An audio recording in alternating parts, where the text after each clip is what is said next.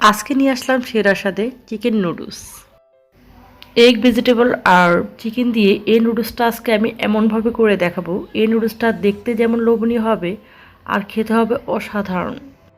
তো নাস্তার আইটেম দেখানোর জন্য অনেক আপু আমাকে বলেছিলেন, তো আজকে আমি একটা নাস্তার আইটেম নিয়ে হাজির হয়ে গেলাম। এটা একদম বিকেলের নাস্তা হিসেবে। আর যদি আপনার বাসায় গেস্ট আসে তাহলে তো আর কোনো কথাই নেই, এত মজাদার একটা নাস্তা আইটেম যে কি বলবো।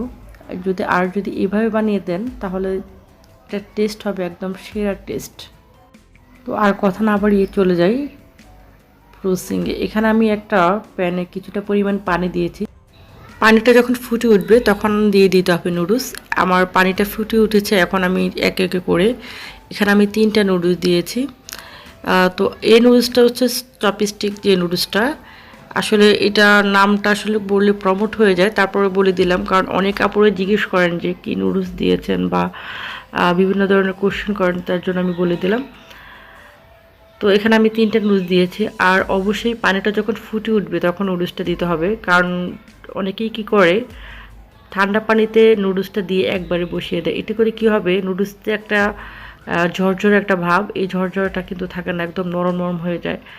এই জন্য কী করতে হবে, পানিটা যখন ফুটে উঠবে তখন নুডলসটা দিতে হবে, দিয়ে এটাকে এমনভাবে সিদ্ধ করতে হবে 2 থেকে 3 মিনিটের মতো করে, একদম বেশি নরম করে ফেলা যাবে না। তো নুডলসটা আমি 2 থেকে 3 মিনিটের মতো সিদ্ধ করে পানিটা ঝরিয়ে নিয়েছি। আর এখানে নিয়েছি সবজি, গাজর, পেঁপে আর হচ্ছে আলু। আমি এখানে 3টা সবজি নিয়েছি, একদম একই রকম করে স্লাইস করে নিয়েছি। নিয়ে এখন আমি এই পর্যায়ে এটা দিয়ে দিব সিদ্ধ। একইভাবে পানি বসিয়ে দিয়ে পানিটা যখন একদম ফুটে উঠবে তখন দিয়ে দিতে হবে সবজিগুলোকে। আর সবজিগুলোকে এমনভাবে সিদ্ধ করতে হবে, একদম কিন্তু নরম করে ফেলা যাবে না। একদম আমরা যেভাবে চাইনিজ যে সবজিটা রান্না করি, ভেজিটেবলটা করি, ঠিক ওইরকম করে এটাকে বয়েল করতে হবে, হাফ বয়েল করতে হবে, যেন হালকা হালকা একটু শক্ত শক্ত থাকে। এটাকে জাস্ট হাফ বয়েল করে নিব, নিয়ে পানিটা একদম ছড়িয়ে নিব। তো আমি এখানে 3 রকমের সবজি দিয়েছি, আপনার চাইলে আরও কয়েক রকমের সবজি দিতে পারেন। তো এটার সাথে আমি কিছু মটরশুঁটিও দিব। তো আপনার চাইলে এটার সাথে কিন্তু ফুলকপি বা যে কোনো সবজি, আর কত রকমের শীতের সবজি থাকে ওই সবজিগুলো দিতে পারেন, ক্যাপসিকাম দিতে পারেন। তো আমি আজকে একদম 3 রকমের সবজি দিয়ে ঘরে থাকা যে উপকরণগুলো ওগুলো দিয়ে দেখাচ্ছি। আমার ভেজিটেবলটা সিদ্ধ হয়ে গেছে, আমি একটা স্ট্রেনারে পানিটা ঝরিয়ে নিচ্ছি। আর এই পাশে দিয়ে দিয়েছি একটা ফ্রাই প্যানে কিছুটা পরিমাণ রান্নার তেল, আর দিয়ে দিব কিছু পেঁয়াজ। তো দেখুন আমি পেঁয়াজটা কিন্তু ঠিক এভাবে করে স্লাইস করে নিয়েছি, একটু আস্তে আস্তে করে, আমরা ঠিক ভেজিটেবলে যেভাবে করি, চাইনিজ ভেজিটেবলে যেভাবে করি পেঁয়াজ দিয়ে ঠিক ওরকম করে দিয়েছি। আর দিয়েছি 2টো কাঁচামরিচ মাঝখান থেকে কেটে দিয়েছি। তো আমি আজকে এই নুডলসটা কিন্তু খুবই সিম্পলভাবে দেখানোর চেষ্টা করছি, আপনার ঘরে থাকা উপকরণগুলো দিয়ে একদম খুব সহজে এটা বানিয়ে ফেলতে পারবেন। তো আমি পেঁয়াজটাকে জাস্ট হালকা একটু ভেজে নিয়েছি, ভেজে এখানে আমি কিছু চিকেন কেটে নিয়েছি, ঠিক এভাবে করে স্লাইস করে নিয়েছি। এখন আমি এই চিকেনগুলোকে দিয়ে দিব, চিকেনগুলোকে দিয়ে তারপরে দিয়ে দিব হাফ টিস্পুন আদা পেস্ট আর হাফ টিস্পুন রসুন পেস্ট। তারপর এগুলোকে একটু সামান্য একটু নেড়ে নিব, জাস্ট কয়েক সেকেন্ড নেড়ে নিব। তো এটা কিন্তু ফার্মের চিকেন, ফার্ম মুরগির যে চিকেনটা, ওই চিকেনটা, এটা কিন্তু সিদ্ধ হতে খুবই কম সময় লাগবে। তারপরে দিয়ে দিব সয়া সস, সয়া সস দিয়েছি 1 টেবিল স্পুন। তারপরে দিয়ে দিব টমেটো সস, তো টমেটো সস দিব 2 টেবিল স্পুন। তো এখানে আসলে চিকেনটা পরিমাপ অনুযায়ী আপনারা দিবেন, মশলাটা একটু কমিয়ে দিবেন, অতটা বেশি বাড়িয়ে দিবেন না। আর যে সয়া সস, সয়া সসে কিন্তু অলরেডি লবণ থাকে, তাই সয়া সসটা দিলে, লবণটা দিলে কিন্তু অবশ্যই বুঝে শুনে দিতে হবে। আর সয়া সস থেকে টমেটো সসটা একটু বেশি হবে। তো এখানে আমি দিয়েছি 1 টেবিল স্পুন সয়া সস আর 2 টেবিল স্পুন টমেটো সস। এখন আমি দিয়ে দিব সামান্য একটু লবণ, কারণ সয়া সস যেহেতু দিয়েছি, সয়া সসে কিন্তু অনেক লবণ থাকে, তাই অবশ্যই বুঝে শুনে দিতে হবে। যেহেতু এই চিকেনটার মধ্যে আমি কোনো প্রকার পানি ইউজ করব না, যে পানিটা চিকেন থেকে বের হয়েছে ওটা দিয়েই পুরো চিকেনটাকে কুক করে নিব, তাই অবশ্যই চুলাটাকে ফার্স্ট থেকেই মিডিয়ামে রেখে এটাকে কুক করে নিতে হবে। আমি যেভাবে এই চিকেনটাকে প্রসেসিং করে কুক করছি, এভাবে যদি এই চিকেনটা কুক করেন তাহলে কিন্তু এই চিকেনটা খেতে অসাধারণ লাগবে। চিকেনটা সিদ্ধ হয়ে গিয়েছে। চিকেনটা 7 থেকে 8 মিনিটের মতো চুলাটাকে মিডিয়াম রেখে সিদ্ধ করে নিয়েছি। এখন আমি এই পর্যায়ে দুটো ডিম দিয়ে দিব এই পাশে। চিকেনগুলোকে এক সাইডে রেখে অন্য পাশে দিয়ে দিব দুটো ডিম। দুটো ডিম দিয়ে আমি একদম সাথে সাথে নাড়ব না, কিছুটা টাইম রেখে দিব।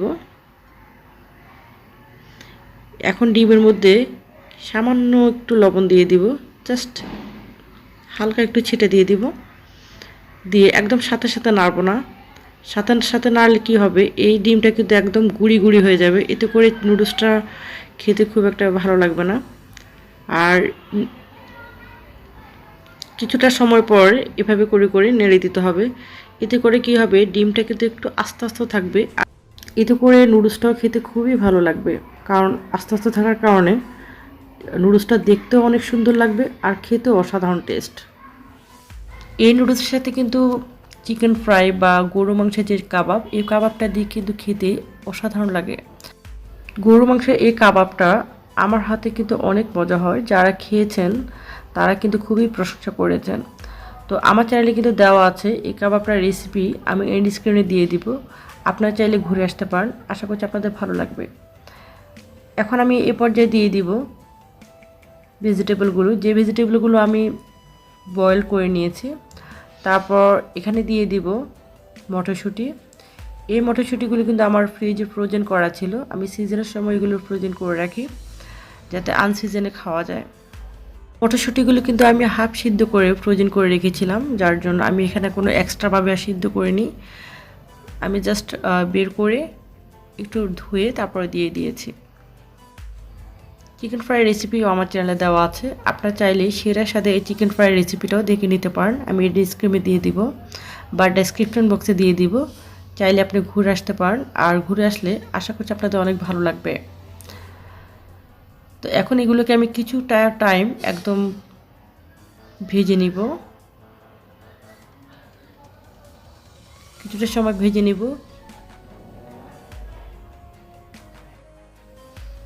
তো এই চিকেন নুডলসটা কিন্তু কালারটা কিন্তু খুবই সুন্দর হয়েছে, এভাবে অনেকগুলো ভেজিটেবল দিলে কিন্তু কালার কম্বিনেশনটা কিন্তু খুবই সুন্দর হয়।